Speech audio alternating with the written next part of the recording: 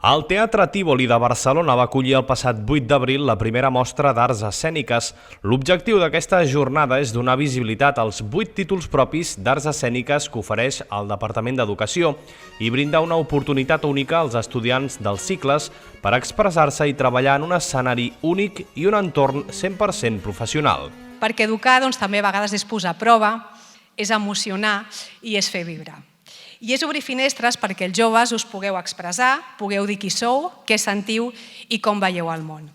I aquest Teatre Tívoli avui és una aula viva, però també és un mirall on reflectir-se, és un trampolí, pot ser una fita, és un d'aquells dies que segurament no oblidareu i si sou aquí és perquè ben bé us ho heu guanyat. Els cicles formatius d'arts escèniques ofereixen formació professional en àmbits com el circ, el teatre o la música. S'hi treballen les tècniques, la sensibilitat artística, la cultura escènica i musical, la creativitat i la capacitació per a la incorporació al món laboral amb autonomia. A Catalunya hem desplegat 8 títols propis i, per tant, que això és una mostra justament d'aquests títols propis que hem desplegat aquí dins del marc de les arts escèniques, perquè creiem, i el sector així ens ho diu, que tenim un ampli ventall de possibilitats per a aquests alumnes i vam construir els títols propis que esperem que en un futur proper puguin ser oficials a tot l'Estat. Hem de concebre possibilitats i marcs perquè l'alumnat pugui fer pràctica escènica i aquesta és una de les propostes del marc escènic més important que fem. I com sorgeix? Doncs de la necessitat, diríem, perquè evidentment hem de donar resposta a aquesta necessitat i llavors pensem, què ho podria donar? Ensenyem davant d'alumnes el que fan altres alumnes. La formació que ofereix el Departament d'Educació vinculada a les arts escèniques, que són aquests 8 títols propis que per tots són coneguts, que són cicles formatius de circ, de teatre, de dansa i també títols tècnics vinculats a les arts escèniques, són una demanda, són el resultat, més ben dit, d'una demanda del sector, no? I llavors, com tu dius, sí, Catalunya és una potència perquè demanda aquests professionals, perquè els pot oferir, diguéssim, ocupació i després perquè, evidentment, clar, aquí es fan produccions, aquí es fan muntatges i hi ha, diguéssim, una indústria al voltant de les arts en viu que no és gens desdenyable i que nosaltres des del Departament d'Educació tenim l'obligació també de nodrir a partir d'aquests títols que oferim. En la primera mostra d'arts escèniques es van representar els cicles formatius d'animació en circ, tècniques de dansa urbana, de direcció coral i d'actuació teatral.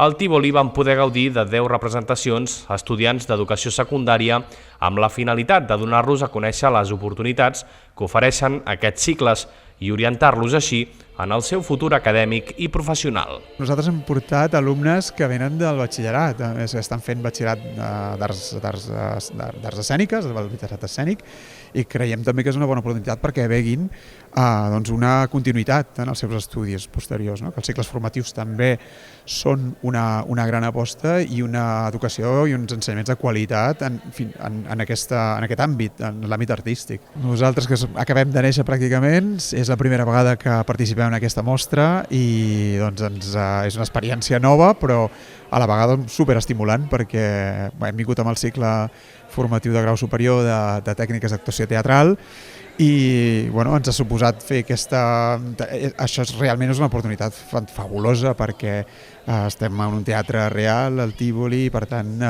passes d'una pràctica escènica, la portes a un entorn real, que és el que realment té amplitud, tota els nostres estudis i és diguem-ne que l'excusa perfecta per portar-la en viu. Crec que tots agraïm bastant poder fer, encara que sigui una petita mostra, amb un teatre com el Tívoli, que és espectacular, i molt agraïts d'aquesta oportunitat, la veritat. I jo crec que parlo en nom de tots, que ens hem passat molt bé, ho hem disfrutat moltíssim, hem après també moltíssim com projectar la veu i tal, perquè en un teatre d'aquestes magnituds, doncs, si no se't sent, no se't sent, bàsicament. De sobte teníem tot aquest espai, vam haver de muntar tota l'escena més gran, també el de projectar la veu, que a vegades costa a la classe, perquè és un lloc petit que tal, i llavors aquí era com, ha d'arribar allà dalt, I això ja ha estat molt xulo també, estar en altres escoles d'interpretació, de dansa, que vas parlant, de circ també, i bueno, doncs jo m'ho he passat molt bé. Portem 2 anys de treball dur, 2 anys d'anar a classes de 9 a 1 del migdia i poder fer una coreografia aquí a aquest escenari com el Tívoli, per mi és increïble, és com un somni, no? Un lloc emblemàtic de Barcelona i sobretot també poder haver portat una peça que hem fet nosaltres, doncs ha sigut super important per nosaltres. És una gran oportunitat, la veritat.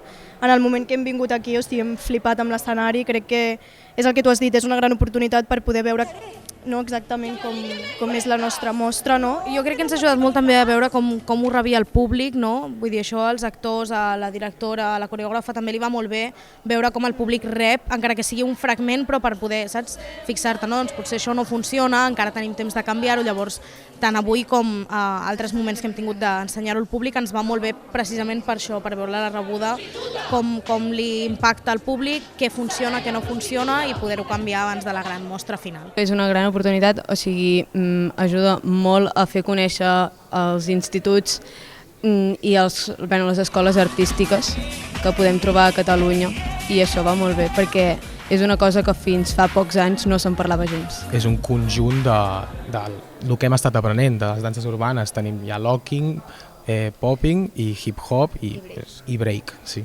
Ha estat molt bé, el públic superagraït, supercontent i nosaltres també, i veure els altres instituts també ha estat molt increïble. Hi ha molt nivell, la gent aquí, tothom brutal, tant teatre com dansa, com cant coral, que jo no sabia que venien i m'han encantat també i no sé, tot molt guai i que és una gran oportunitat que agraïm moltíssim. Els diferents números representats van abordar temes com la identitat de gènere, la pobresa, la llibertat o la violència masclista.